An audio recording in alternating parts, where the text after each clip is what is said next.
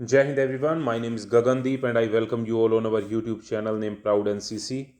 In today's video, we will be discussing most important MCQ from the topic of NCC General. तो आज की class का जो सबसे पहला क्वेश्चन है वो ये है कि NCC was established in which year. NCC की स्थापना किस वर्ष में हुई? तो NCC की जो स्थापना हुई थी वो हुई थी सन 1948 में।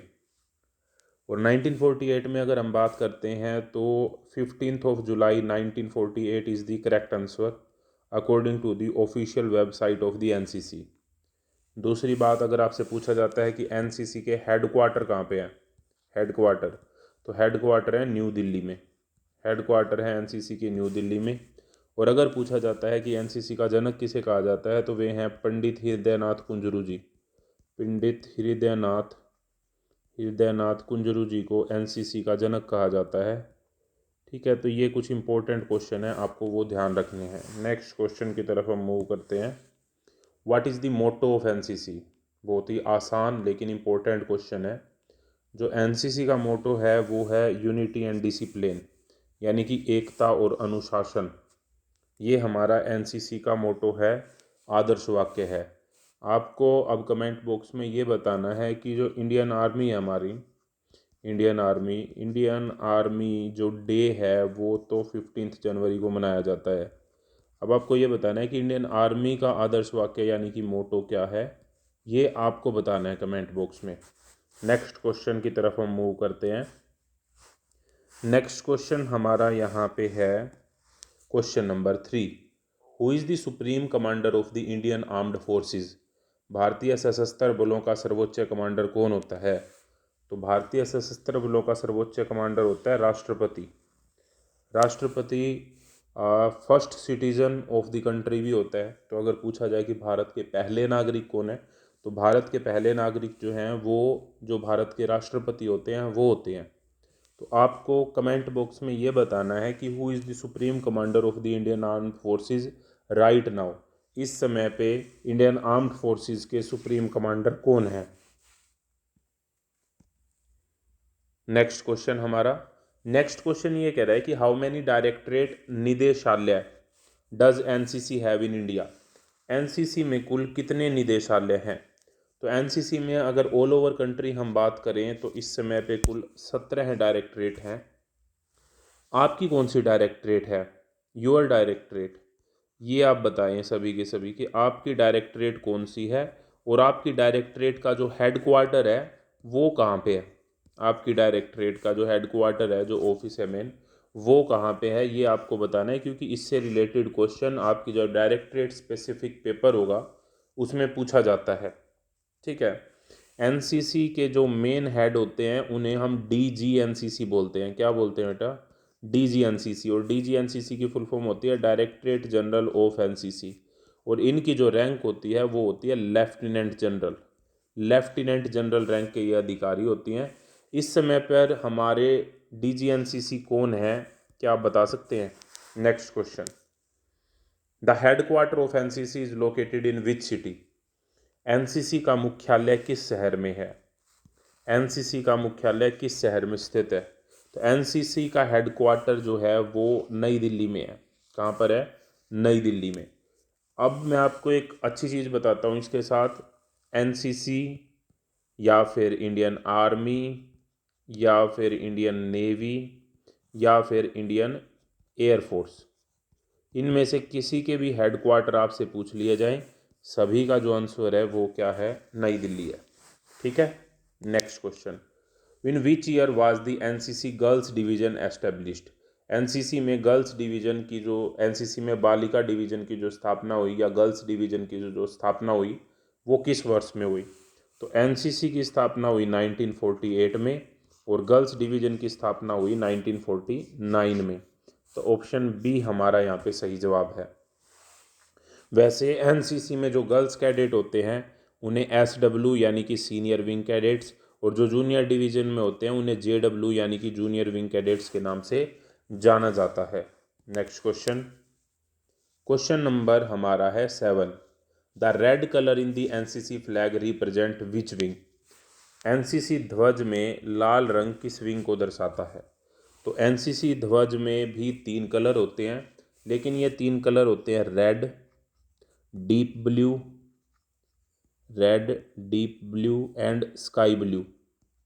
स्काई ब्लू या फिर लाइट ब्लू आप कह सकते हैं। इसमें जो रेड कलर होता है वो इंडियन आर्मी को रिप्रेजेंट करता है, आर्मी के लिए होता है। हमारा अगर हम बात करें नेवी के लिए तो ये डीप ब्लू कलर होता है, और अगर हम बात करें एयरफोर्स के लिए तो ये स्काई ब्लू कलर होता है या फिर लाइट ब्लू कलर होता है। तो ये तीनों जो कलर्स हैं ये आपको ध्यान रखने हैं। इसके अलावा उसमें कमल के फूलों की एक रीत यानी कि माला बनी होती है इस तरीके से, और इसमें जो पंखुड़ियाँ होती हैं वे टोटल 17 पंखुड़ियाँ होती हैं, जो कि 17 की 17 पंखुड़ियाँ हमारी 17 की 17 डायरेक्टरेट को रिप्रेजेंट करती हैं, 17 डायरेक्टरेट को रिप्रेजेंट करती हैं। इसके अलावा जब आप एनसीसी फ्लैग को ध्यान से देखेंगे तो उसमें 2 डॉट भी बने होते हैं। वे 2 डॉट जो होते हैं, ये बात शायद ही आपको कोई बताए, वे जो 2 डॉट होते हैं वे हमारी दोनों की दोनों जो ओटीए हैं, ओटीए यानी कि ऑफिसर ट्रेनिंग एकेडमी जो एएनओज के लिए है, एएनओज के लिए जो ओटीए है ना उनकी बात हो रही है। एएनओ की फुल फॉर्म होती है एसोसिएटेड एनसीसी ऑफिसर, ओटीए की फुल फॉर्म होती है ऑफिसर ट्रेनिंग एकेडमी। तो जो 2 ओटीए हैं यानी कि लेडीज़ फीमेल के लिए और मेल्स के लिए, उन दोनों ओटीएज को रिप्रेजेंट करते हैं ये 2 जो डॉट होते हैं एनसीसी के फ्लैग में। ठीक है, next question, how many spokes are there in the Ashoka Chakra of national flag. राष्ट्रीय ध्वज के अशोक चक्र में कितनी तीलियां होती हैं।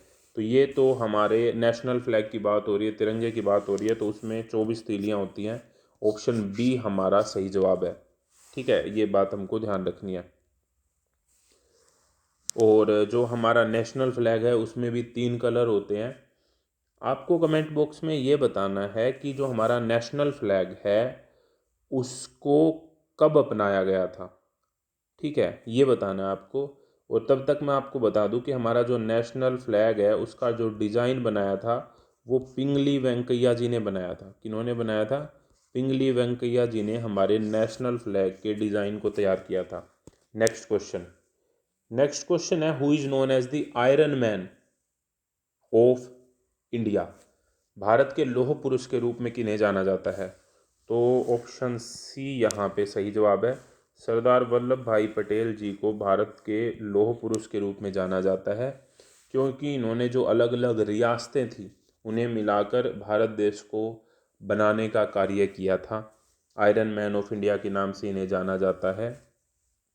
इनके रिस्पेक्ट में जो स्टैचू बनाई गई है इनको, उसका नाम है statue of unity, statue of unity, statue of unity, statue of unity. और राष्ट्रीय एकता दिवस भी मनाया जाता है, नेशनल यूनिटी डे। राष्ट्रीय एकता दिवस यानी कि नेशनल यूनिटी डे भी इंडिया में मनाया जाता है इन्हीं की रिस्पेक्ट में। अब ये बात आपको बतानी है कि जो नेशनल यूनिटी डे है यानी कि राष्ट्रीय एकता दिवस है वो किस दिन मनाया जाता है, ये आपको बताना है कमेंट बॉक्स में। और जो भी इन सभी क्वेश्चंस के सही जवाब देगा उसके कमेंट को हार्ट की दिया जाएगा और पिन भी किया जाएगा। Next question, national unity day आ ही गया ये। तो नेशनल यूनिटी डे यानी कि जो एकता दिवस है वो किस डेट को सेलिब्रेट किया जाता है, राष्ट्रीय एकता दिवस कब मनाया जाता है। तो राष्ट्रीय एकता दिवस मनाया जाता है 31 अक्टूबर को, 31 अक्टूबर को मनाया जाता है। 2 अक्टूबर को हमारी गांधी जयंती होती है। गांधी जयंती के साथ में और किन का बर्थडे होता है 2 अक्टूबर को, ये आपको बताना है कमेंट बॉक्स में। 15 अगस्त को हमको पता है कि 15 अगस्त 1947 को हमारा देश आज़ाद हुआ, और इसके साथ में 26 जनवरी 1950 को हमारा देश जो है वो गणतंत्र दिवस के रूप में हम 26 जनवरी को मनाते हैं। तो ये बात भी हमको ध्यान रखनी है। Next question, who composed the Indian national anthem Jana Gana मन। भारतीय राष्ट्रीय गान जन गण मन की रचना किसने की। तो राष्ट्रीय गान हमारा जो नेशनल एंथम है जन गण मन, वो लिखा है रविंद्रनाथ टैगोर जी ने, ऑप्शन ए। लेकिन अगर नेशनल सॉन्ग यानी कि राष्ट्रीय गीत की बात हो जाए, राष्ट्रीय गीत अगर हमसे पूछा जाए कि वो किन्होंने लिखा है, तो वो लिखा है बंकिम चंद्र चटर्जी ने। ठीक है, राष्ट्रीय गीत हमारा वंदे मातरम है और राष्ट्रीय गान हमारा जनगण मन है। तो इस बात को भी हमें ध्यान रखना है। महात्मा गांधी जी के लास्ट वर्ड थे हे राम, ये बात हम यहाँ पे ध्यान रख सकते हैं। और next question, in which year did the Indo China war take place? Bharat चीन का जो युद्ध हुआ था वो किस वर्ष हुआ था? तो भारत चीन का जो युद्ध हुआ था वो हुआ था 1962 में। 1962 में 1971 में हुआ था इंडो पाक वार। इंडो पाक वार हुआ था जिसमें हमने बांग्लादेश को आज़ाद करवाया था और एक नई कंट्री बनाया था बांग्लादेश को। ठीक है, इसे बांग्लादेश लिबरेशन वॉर भी हम बोल सकते हैं। ठीक है, और इसी में हमारे देश की सेना ने पाकिस्तान के 90,000 से ज़्यादा सैनिकों का आत्मसमर्पण करवाया था। तो ये बात भी आपको ध्यान रखनी है, 1971 वाला वॉर। इस समय पे अगर पूछा जाए 1971 के वॉर में, तो हमारी पीएम थी इंदिरा गांधी जी और आर्मी के चीफ थे general Sam Manekshaw. General Sam Manekshaw, तो ये बात भी आप ध्यान रख सकते हैं। नेक्स्ट क्वेश्चन, कारगिल कॉन्फ्लिक्ट या फिर operation Vijay took place in which year? Kargil संघर्ष ऑपरेशन विजय किस वर्ष हुआ था? तो ये हुआ था 1999 में। और दिल मांगे मोर का जो डायलॉग है वो भी फेमस हुआ था इसी 1999 के वॉर से। कैप्टन विक्रम बत्रा जी की हम बात करते हैं, वो भी इन्हीं वॉर से रिलेटेड हैं। और इसके साथ में इन्हें जो हमारा पीवीसी परमवीर चक्र मिल चुका है। परमवीर चक्र जो मिलता है वो हाईएस्ट गैलेंट्री अवार्ड होता है। परमवीर चक्र पहला जो मिला था वो मिला था मेजर सोमनाथ शर्मा जी को। पहला जो परमवीर चक्र मिला था वो मिला था मेजर सोमनाथ शर्मा जी को। और अब तक टोटल 21 यानी कि 21 परमवीर चक्र प्राप्त हो चुके हैं। तो ये क्वेश्चन नंबर 13 चल रहा है अभी। इस वीडियो में हम टोटल 20 क्वेश्चन करेंगे, लेकिन मैंने जो पीडीएफ तैयार किया है कॉमन सब्जेक्ट की, आपकी कॉमन सब्जेक्ट की सिर्फ अगर हम बात करें तो पहले तो उसमें आर्मी नेवी और एयर तीनों के लिए वो जो सिलेबस है वो सेम होता है। उसमें 50 क्वेश्चन दे रखे हैं हर एक टॉपिक के, topic wise 50 plus most important MCQ वहाँ पे हैं। और उससे आपकी जो तैयारी है वो बहुत ही अच्छी हो जाएगी। उस जो पीडीएफ का लिंक है वो आपको वीडियो के डिस्क्रिप्शन और पहले कमेंट में मिल जाएगा। कॉमन सब्जेक्ट की अलग से पीडीएफ है और आपके जो स्पेशलाइज सब्जेक्ट है आर्मी वालों के लिए अलग से, नेवी विंग की अलग से और नवल विंग की और एयर विंग की अलग से पीडीएफ है। और इसी तरीके से है topic wise 40 to 50 most important MCQ. Next question, who was the first Indian commander in chief of the Indian army? भारतीय सेना के पहले भारतीय कमांडर इन चीफ कौन थे? तो भारतीय सेना के पहले भारतीय कमांडर इन चीफ थे जनरल के.एम. करियप्पा जी। ऑप्शन बी हमारा यहाँ पे सही जवाब है। और मैं आपको बता दूं कि इन्होंने जब कमांडर इन चीफ के तौर पे इंडियन आर्मी को ज्वाइन किया था वो डेट थी 15 जनवरी। इसीलिए 15 जनवरी को इंडियन आर्मी डे के रूप में मनाया जाता है। अगर कोई पूछे कि 15 जनवरी को ही आर्मी डे क्यों मनाया जाता है तो अब आप बता पाएंगे मेरे हिसाब से। Next question, who was the first recipient of Paramvir Chakra? PVC Paramvir चक्र। परमवीर चक्र प्राप्त करने वाले पहले व्यक्ति कौन थे? तो परमवीर चक्र प्राप्त करने वाले पहले व्यक्ति थे मेजर सोमनाथ शर्मा जी।